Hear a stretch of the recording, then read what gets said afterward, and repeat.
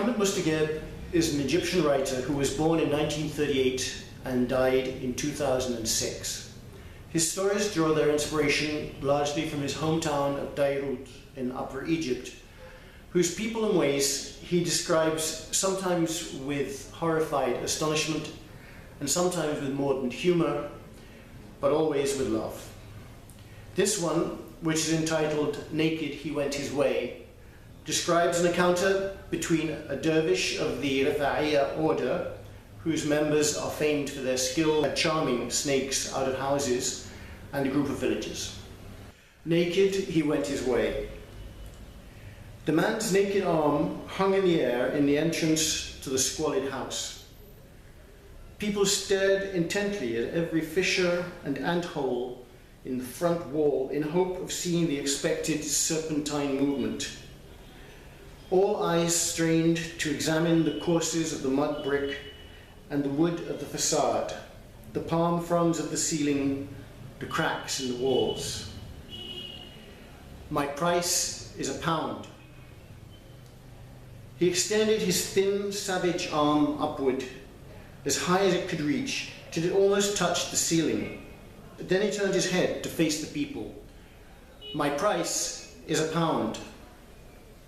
A pair of lips smacked and issued a sound indicative of astonishment, and someone unseen threw out the words, "What, you think you're being asked to catch an afreet?" The man's arm drew back a little.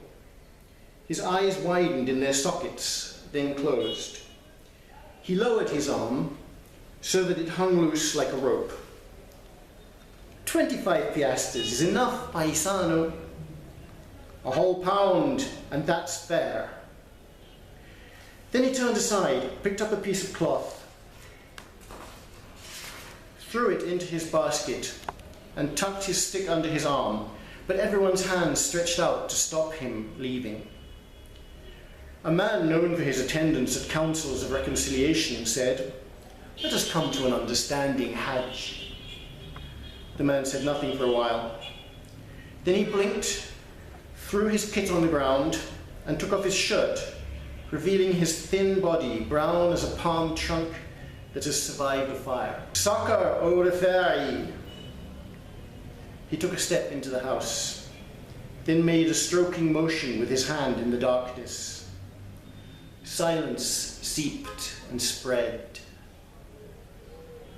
"By the honor of the Prophet and the word of Islam, O miraculous power and light of the beloved, succor, O Lord of might and silencer of assassins." The hiss lines began to course, and eyes stared unblinking, clutching at hearts. Suddenly, the thin, half-naked brown man was shaking and screaming, "Enough! Enough, accursed one! Whittle, enough!" Then he pulled back, turned, and whispered, "My price is £1." Eyes relinquished the darkness of the entrance and started to lock with one another. A woman recently widowed said, "Where are we to get £1?" "My price is £1, Hajjah." Taking a step forward, the woman replied, "Forget the 25 piastres. We'll give you a roba of wheat." Everyone murmured, and someone told the woman not to interfere. The man's thin arm was still clasping the stick, and his eyes remained invisible behind the thick eyebrows. "My price is £1. You think it's the first time we've caught a snaky? The village never goes a day without a calamity. What's so special about today that a snake should cost £1? Say God is one friend." A whole pound. Tongues continued to wag amid the crowd, which refused to give in.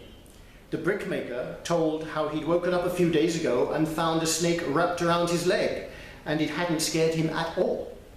The bone setter reported that his wife had killed 3 snakes on her own, and a man wearing clean clothes flew into a rage, told everyone to quit going on like this, and approaching the thin man whispered, 25 piastres is enough, cousin."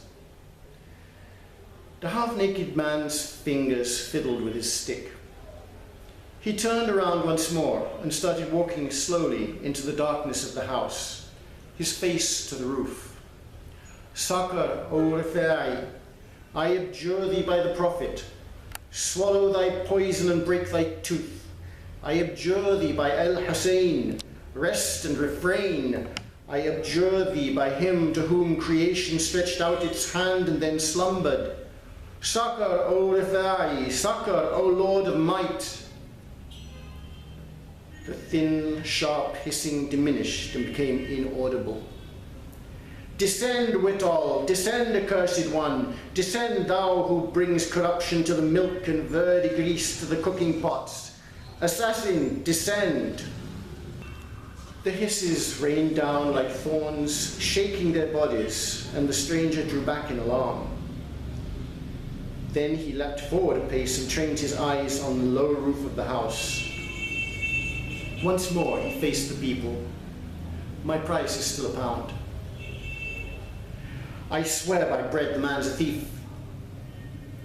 The word thief violated all the rules and gave a fierce twist to things. The stranger closed his mouth and his eyes and stood unmoved. His lashes bristled and clothed his eyes in darkness. The serpent's hissing stopped, and the palm trees stood like towering afrits. The crowd remained a silent, corporal wall. The stranger removed his drawers, leaving himself completely naked, but the mind of the crowd continued to cling to silence. None felt that anything had happened to cause embarrassment. Not one glance slid to his burned, charcoal-colored body. His fingers reached out for his stick. He broke it and threw it next to his clothes, and moved calmly, stretching out his arms. In a moment, he had been swallowed up by the darkness of the entrance, and he screamed, "Descend! Descend, criminal! By the life of Abu Qasim, descend! I abjure thee by Hashim, accursed one, descend!" The man continued to bend lower, his arms plunging into the depths of the darkness, wresting safety and tranquility from their hearts. "Descend! Descend! Succor, O Rifai! Succor, O supporter of the weak! Succor, O omnipotent one!" And then, with extreme, apprehensive slowness, "Descend! Descend!"